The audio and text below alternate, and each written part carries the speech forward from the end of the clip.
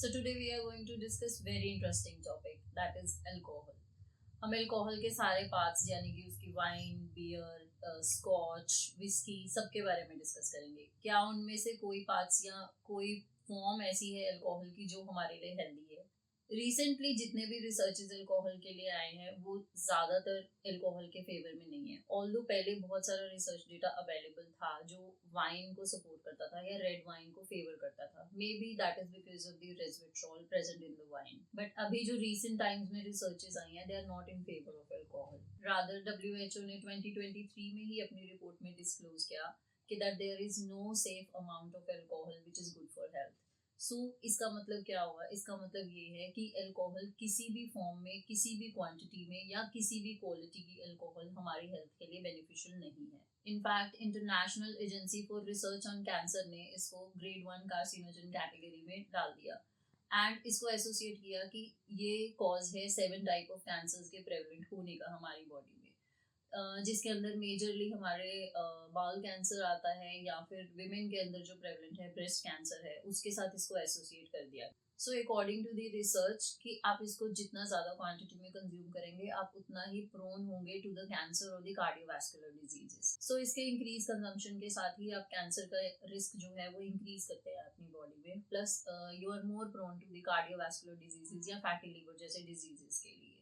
Then comes अभी recently जो researches आई हैं that comes majorly from the European region and it states clearly कि even the light and the moderate drinkers have the problem or they are more prone to the cancer diseases, specifically in the women in case of a breast cancer. So WHO की report के accordingly कितना भी quantity safe नहीं है. Even the light and moderate drinkers have the same kind of risk. Light and moderate drinkers means who are consuming like 1.5 liters of wine or 3.5 liters of beer or 450 ml per week. Even they are exposed to this category. So in short हमारे लिए कोई भी quantity जो है alcohol consume करने के लिए safe नहीं है और ना ही हमारे पास अब कोई सपोर्टिव रिसर्चेज है जो ये जस्टिफाई करते हो कि अल्कोहल का एक पर्टिकुलर फॉर्म दूसरे फॉर्म से बेटर है या एक पर्टिकुलर क्वांटिटी हमारे लिए ज़्यादा सपोर्टिव है या हमें कोई हेल्दी हार्ट बेनिफिट्स देगी। देन इसी चीज़ के बेसिस पे अब अर्बन एरियाज में इंडिया के अंदर ये चीज़ बहुत प्रेवलेंट हो रही है कि लोग अपनी डाइट का हिस्सा वाइन को बना रहे हैं। सो इन शॉर्ट अल्कोहल किसी भी क्वांटिटी में, किसी भी क्वालिटी की, किसी भी प्रोपोर्शन में हमारे लिए सेफ नहीं है। आप जितना ज़्यादा इसको लोगे उतना ज़्यादा आपके लिए हार्मफुल है। ऑल्दो हमारे अराउंड अब ड्रिंकिंग कल्चर या फिर we can say the wine culture ज़्यादा प्रेवलेंट हो रहा है, स्पेसिफिकली अमंग द वुमेन। शायद हम इस नोशन के साथ अपने डाइट का हिस्सा बना रहे हैं कि ये एक यूरोपियन कल्चर है या हम उस कल्चर से इन्फ्लुएंस्ड हैं या हम क्योंकि हमें लगता है कि शायद रेड वाइन के कुछ हेल्थ बेनिफिट्स हैं तो हम उसको अपनी डाइट का इंपॉर्टेंट हिस्सा बना रहे हैं। But we need to understand this thing कि यूरोपियन कल्चर के अंदर वाइन जो है वो उनके कस्टम ट्रेडिशंस या हमेशा कम्युनिटी लेवल पे ही प्रिपेयर करी जाती थी। बट हमें जो यहाँ पे वाइन एक्सेसिबल या अवेलेबल है वो कमर्शियली अवेलेबल है एंड उसके उतने हेल्थ बेनिफिट्स नहीं हैं जितने हम रिज्यूम कर रहे हैं। And secondly European region is much colder than the region in which we are living here. So वहाँ का रीजन वेदर कंडीशन जो हैं वो ज़्यादा प्रेवलेंट है एंड इसलिए शायद उनको इसके हेल्थ बेनिफिट्स रहते हैं। So maybe due to the environment और देयर कल्चर और द ट्रेडिशन ये फूड उनकी डाइट का हमेशा से इम्पोर्टेंट हिस्सा रहा है। बट क्योंकि अब वहाँ पे भी कमर्शलाइजेशन है in respect to the wine production, so वहाँ पे भी diseases related to the cancer, breast cancer, cardiovascular diseases या फिर फैटी लिवर जैसे डिजीजेज भी प्रेवलेंट हो गए हैं। तो हमें ये तो बहुत ही अच्छे से क्लियर है कि अल्कोहल किसी भी फॉर्म में, चाहे वो कितनी भी एक्सपेंसिव है या वो वाइन है या बियर है या आपके सिंगल मॉल्ट है या विस्की है, वो किसी भी फॉर्म में हमारे लिए अच्छी नहीं है। अगर आपको लगता है कि आप इसको छोड़ नहीं सकते या फिर आप ओकेजनल ड्रिंकर्स हैं या आपके सोसाइटल नॉर्म्स ऐसे हैं जो आपको अलाउ नहीं करता इसको छोड़ना, so there are certain ways जिससे आप इसको इनकॉर्पोरेट कर सकते हैं but in the moderate amounts.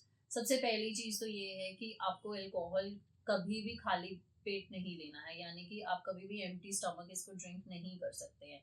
अगर आप इसको एम्प्टी स्टमक ड्रिंक करेंगे तो ये आपको ज़्यादा डैमेज करेगी। सो इसको ड्रिंक करने से पहले आप हमेशा कुछ ना कुछ कंज्यूम करें, यानी कि एक प्रॉपर मील लें, उसके बाद इसको ले सकते। सेकेंड इंपॉर्टेंट थिंग ये है कि जब आप इसको एम्प्टी स्टमक ले लेते हैं, आप फर्स्ट ड्रिंक के बाद या सेकेंड ड्रिंक के बाद नेक्स्ट 2 आवर्स तक कुछ ना कुछ बिंज ईटिंग करते रहते हैं, जिसको आप स्नैक्स के फॉर्म में लेते हैं एंड वो मोस्टली जो स्नैक्स होते हैं वो हमेशा हाई सॉल्टेड होते हैं, या तो वो आपके पीनट्स होते हैं या फिर कोई सॉल्टेड स्नैक होते हैं, जिससे कि आपको नेक्स्ट डे बहुत ज़्यादा ब्लोटिंग रहती है एंड बॉडी के अंदर वाटर रिटेंशन हो जाती है, क्योंकि अल्कोहल नेचुरली जो इसका फॉर्म है वो डिहाइड्रेटेड फॉर्म, क्योंकि अल्कोहल की नेचुरल प्रॉपर्टीज यही है कि वो बॉडी के अंदर डिहाइड्रेशन करती है, तो एक्सेसिव सॉल्ट से आपको ब्लोटिंग हो जाती है।